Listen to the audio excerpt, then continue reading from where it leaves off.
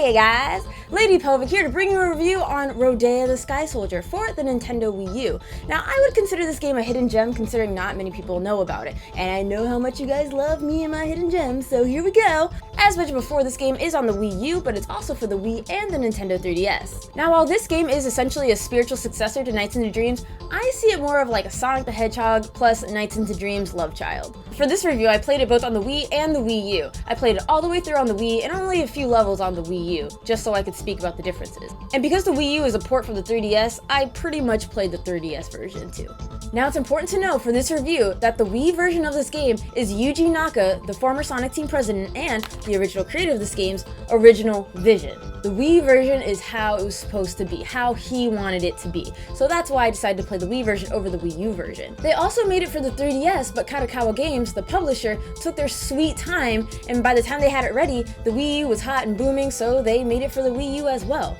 But it was really just a port. And because of this little tiff, there are some serious differences. First, let's start with the story. It opens up 1,000 years before the main story takes place. You are Rodea the Sky Soldier fighting off the mechanical empire of Naga, led by Emperor Gyardo, for the sake of Garuda. Princess Cecilia, ruler of Garuda, gets wounded during the war, and while Rodea is prepared to continue to fight, the princess commands him to stand down.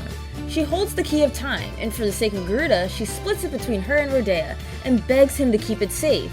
Because the key is no longer whole, it is now impossible for Emperor Gyardo to conquer. Cecilia, to ensure the key's safety, sends Rodea to the desert. In a fit of rage, Rodea smashes his right arm as he shuts down. Fast forward 1,000 years, and a girl named Ion, who closely resembles Princess Cecilia, fixes up Rodea. At first emotionless and trying to remember the promise he made, he eventually uncovers his memories and emotions while fighting off the Naga Empire's new attempt at evasion. From beginning to end, I found the story to be very lighthearted and tasteful. Besides, this isn't a game that you play for some depth, twisted, heavy subject matter kind of story. It's more about enjoying your time in the sky. And the characters aren't at all memorable. They're fun while they're present, but once you finish and part ways with them, the characters are probably the first thing you'll forget. Rodea is the typical character who ends up being a hero, and Ion is the girl who's bubbly and kind of silly, and she wants the best for Rodea. And there are a few others who really aren't worth mentioning.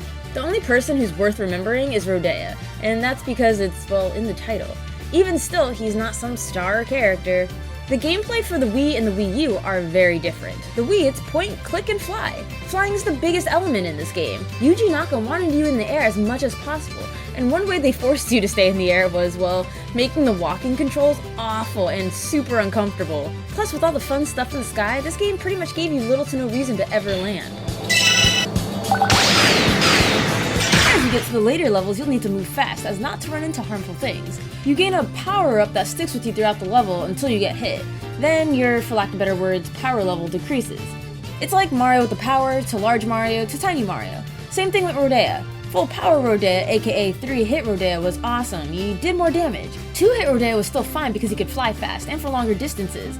And 1-hit Rodea was just awful because he couldn't fly, he couldn't even really attack, so he's pretty much useless. It was either find health fast or die. The main point of Rodea is not only to soar through the sky, but sometimes take out enemies that could lead to the next area.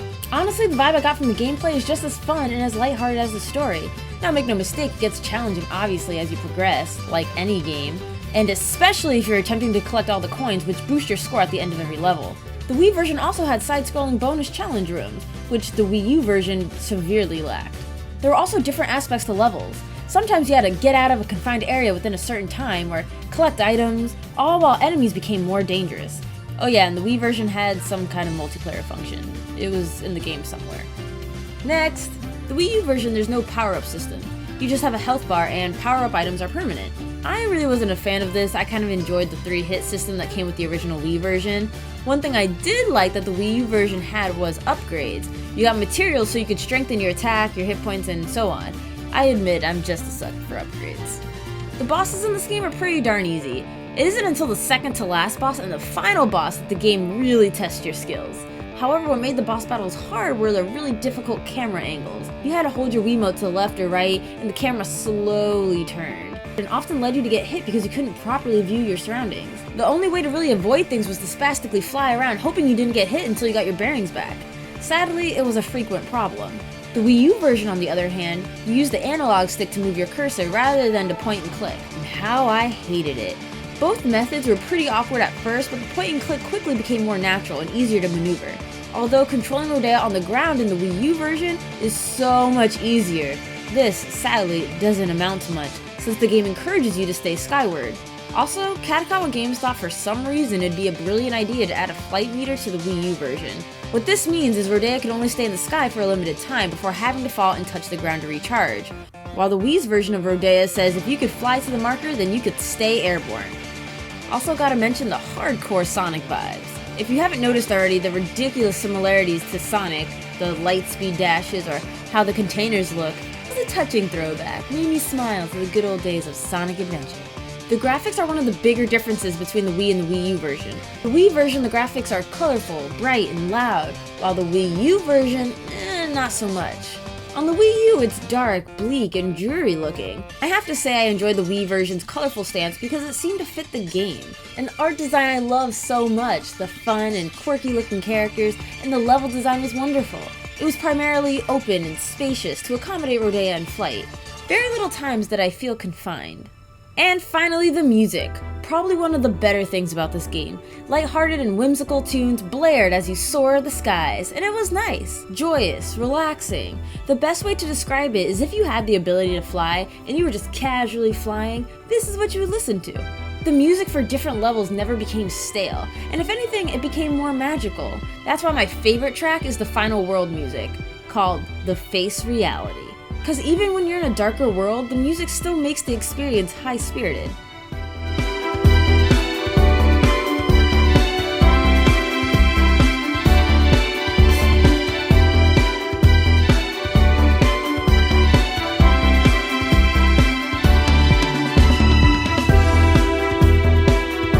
That's about all my thoughts on Rodea the Sky Soldier. I would give the Wii version a 7 out of 10. It's not a game I'd really rave about, but for what it is, chipper, happy, you're looking for a game to pass the time, yeah, give Rodea the Sky Soldier a try. Plus, if you like the idea of Sonic pretty much flying, that's what this game is. But just as a reminder, the ill-fitting camera angles will annoy you. You would play this game for gameplay and music alone. This isn't some game with crazy character development or a bewitching story, just to fly around and be awesome.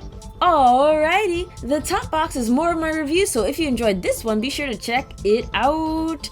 And if you want to see me play stuff, the bottom box is my Let's Play channel.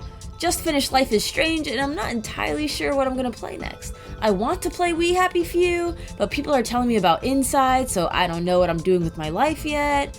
But either way, thanks for watching.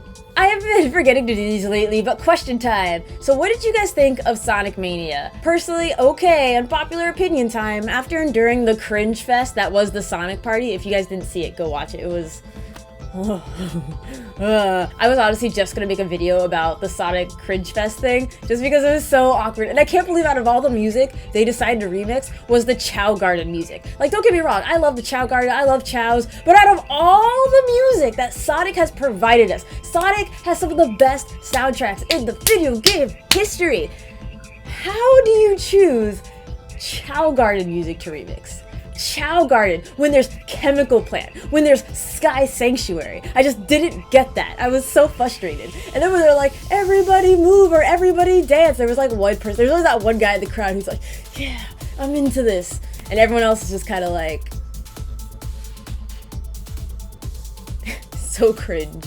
I was kind of disappointed. Not because Sonic Mania looks bad, I just wanted Sonic Adventure 3 so bad. Like, I get it, Sonic Mania is going to the roots, classic, Sonic the Hedgehog 1, 2, and 3, or Sonic and Knuckles, I get it. And it looks good, it looks fun. But it wasn't Sonic Adventure 3. Like, I knew, I had my hopes up so high for Sonic Adventure 3, like, if I didn't get it, I just knew I was going to be disappointed, and I was. I know Sonic has always reigned supreme when it comes to 2D side-scrolling, like that's where its like strength is at, but... And since we're on the topic of Sonic, what did you guys think of what the internet is calling Sonic Generations 2? Again, unpopular opinion time. 1, it's not Sonic Adventure 3, and 2, the original Sonic Generations really didn't do anything for me. It was like, oh, classic 2D or 3D levels were flip-flopped. Cool. Honestly, I feel Sonic has just messed up one too many times for me to like actually get hyped about a Sonic game. I'm just kind of like, no, there's Sonic games out. This is cool. This is cool. But hopefully Sonic Mania and Sonic Generations 2 will change my mind. But until then, I just don't care. Anyways, go ahead and roast me in the comments now.